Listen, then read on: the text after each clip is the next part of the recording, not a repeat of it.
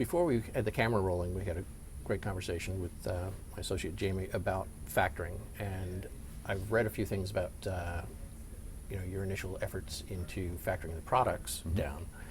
But one of the things that I thought was quite interesting that I hadn't seen anywhere else was sort of the different steps or different ways of factoring. So you talked about factoring by industry, and then by category, and then by behavior. Right. And I think most people would understand the industry and category. Well, talk a little bit about the category, but also if you just spend a minute talking about the behaviors that you're factoring by in design. Sure.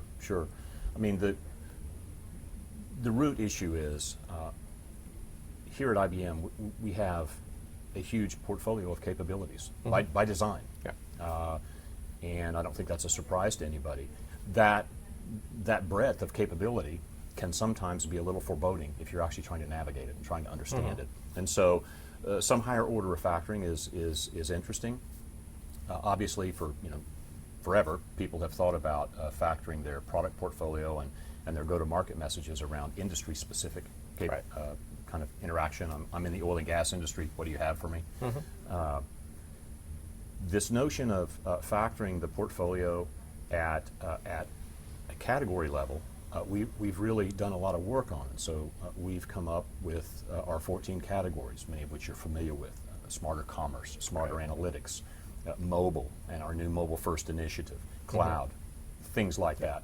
Again, fairly well understood. I think we've done a very good job of sorting through a lot of the madness in the technology markets and come up with a set that actually are meaningful and yet are still accessible.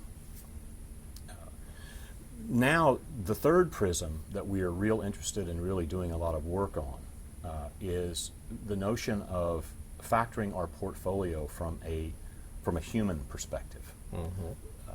You could think about this as potentially being something as simple as users. I'm a developer, I'm a CIO, I'm a CMO. We would obviously take it to a level a little bit more interesting than that. But we've also started really kind of opening the aperture as we think about this. And it may very well be that the right way to factor it from a human touch perspective is not necessarily based on this traditional notion of a human being. It might actually be about universal behaviors that manifest as people touch products, for example. So behaviors that cross roles. Behaviors across roles, but which are interesting in a way to understand the portfolio. Almost thinking about this, one group that we've talked about this as moments that matter.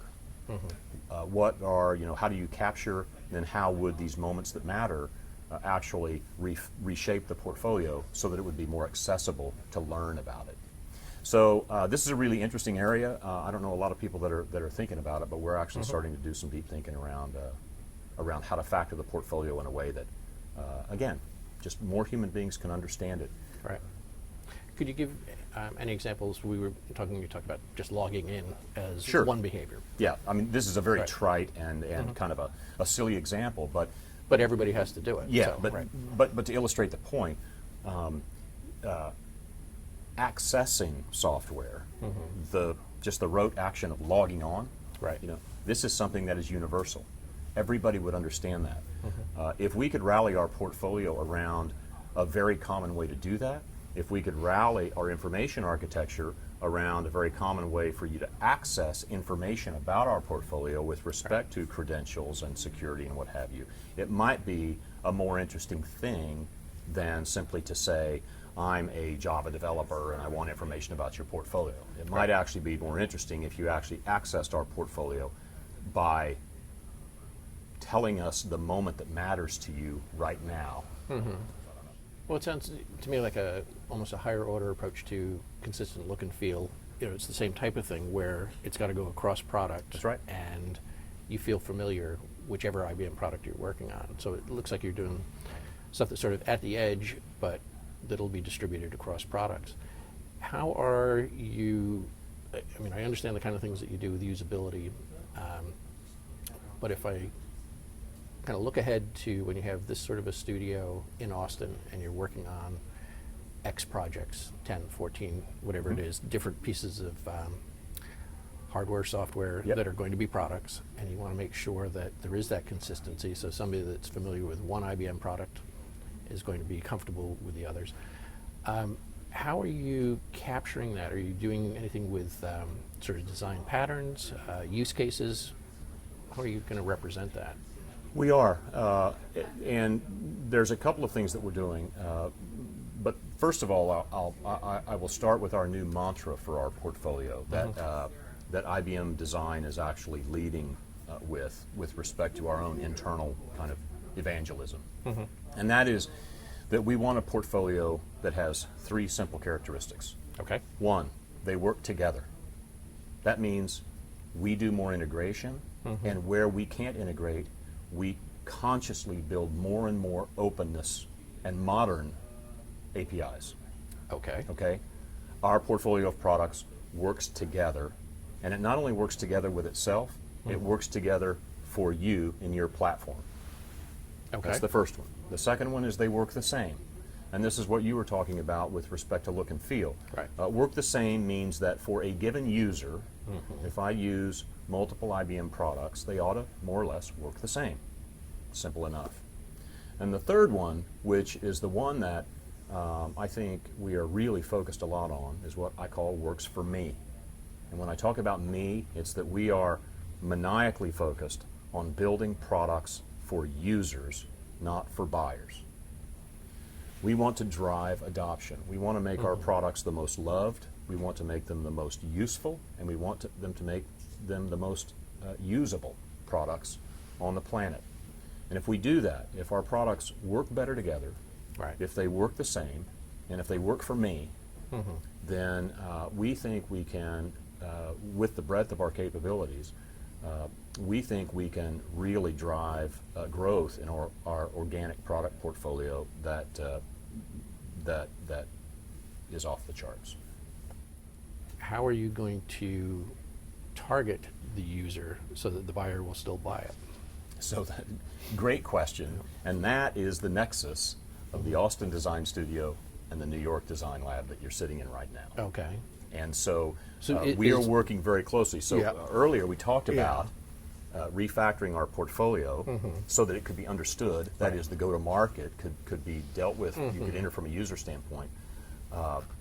That then extends into using the same attributes as the basis for some of our personas in our Right. product development efforts, so that there's complete unification of who we're building for and who we're marketing to.